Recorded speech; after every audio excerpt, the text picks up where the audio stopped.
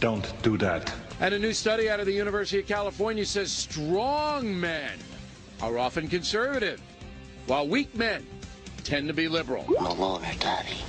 A rebel. Is that a fair assessment? Gutfeld and McGurk, paragons of fairness, will weigh in.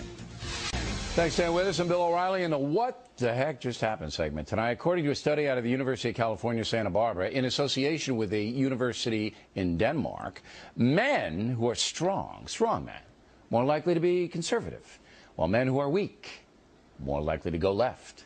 Researchers collected data on bicep size, upper body strength, stuff like that.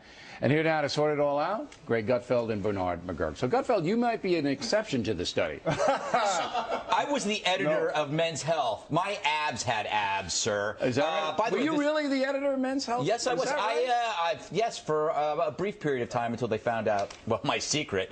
But can I just say, this is extremely obvious. Athletes, yes. Almost all professional athletes are conservatives. And the reason is because team sports and scoring relies on results. A plus B equals C. If you're a liberal, A plus B equals racist. There's no such kind of math involved. You need results. That's why guys, when they lift weights, are generally more conservative, because they actually see results. And you say? Well, first of all, have you ever seen Gutfeld shirtless? No, I haven't. I've avoided doing that. Well, you might want to look online, because it's an interesting Go to my website, shirtlessgutfeld.org. Listen, Exhibit A in all this, Bill, are the whiny pencil-neck wimps on MSNBC. They all look like the characters on the dweebs on that show, The Big Bang Theory. That's A.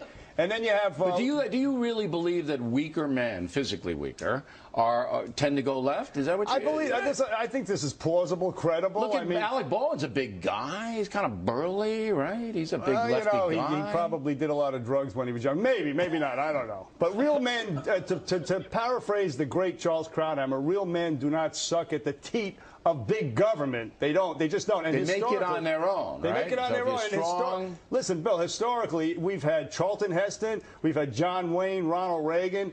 They have Clint Eastwood, yes. Woody Allen, Jon Stewart, and Bill Maher. These scrawny dudes. I mean, so that's Exhibit oh boy, B for you. Stewart hears that. No, all action heroes. Every single action hero is a conservative, and that's because if you're going to fight evil, heroes. Yeah, you got to believe in evil to George fight Clooney played Batman. Are you kidding me? Come and not on. very well. Hey, he got hit not in the very head. well. No. If you want to, I don't know what Arnold is, though. He's not really a conservative guy. He's conservative. He's not conservative in the bedroom. Stallone is conservative. Yeah. He's a conservative guy. Yeah. All right, that's enough of that.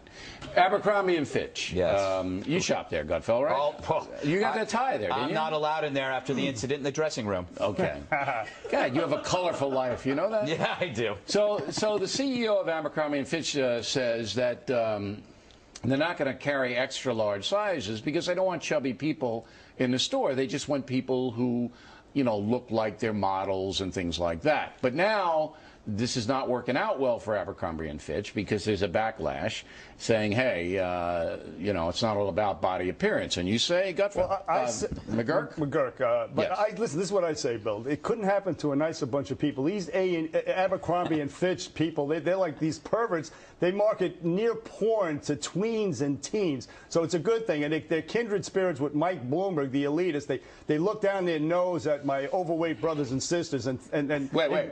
Your overweight brothers and sisters. Exactly right. So you're leading the movement now? Yes. They ignore life's hardships and maladies that may lead to this condition. Right. And it's a terrible thing. I'm disgusted by it. All right. And you're appalled too, Gutfeld, Well, right? I don't go to Lane Bryant looking for a moo-moo in my size. Is that Abercrombie and Fitch own? I don't know. But I'm with you. I sympathize with the large ladies. A&F makes me feel bad about my body. And how do they do that? Because you're shirtless. No, these guys are super ripped, and large women deserve a place to shop. In 10 years, I might be with them with the right hormonal cocktail. Are you working on that now? Yeah, I've been thinking about a change. Is Fox News going to cover that operation? I hope so. Yeah. I'm bored being who I am. Yeah, and you're not the only one. And as obnoxious and offensive as what these people say and their sales policies are, this is the sad truth in this culture. fat, unattractive nerds are shunned. Look in the media. No, but this is more of a marketing thing with this guy. I know these people, and I know what they do. And just to remind you, everybody, that Abercrombie & Fitch uses models, early 20s, this and that, and there's like 18 of them, and they're all in the sand, not building a castle, ladies and gentlemen. You know an awful lot about this, Bill. Well, their billboard is like 18 feet high. But why are you out there every day staring at it? I'm not out there. I'm just reporting. They're all in photographing. So this is a conscious marketing thing, is that we want good-looking people in our stores. So and we're not going to carry your size if you look a certain way. That is true, but you have a look at the local newscasts and news in general.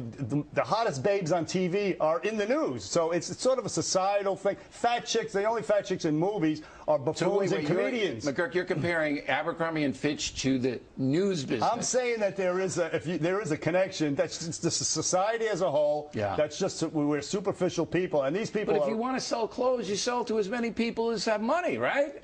I mean, I guess. If you don't like the place, you can shop somewhere else. Lane Bryant. Exactly. Right? A wonderful place, by the way. How did that get into the conversation? I was just saying. Oh, wait. That's the wardrobe you're going to pick out once the operation kicks once the in. hormones kick in. Okay. Look it up online again. Yeah, we got Pinheads of the Week coming up here. I had a really good pinhead this week. All right, we'll have that after these messages.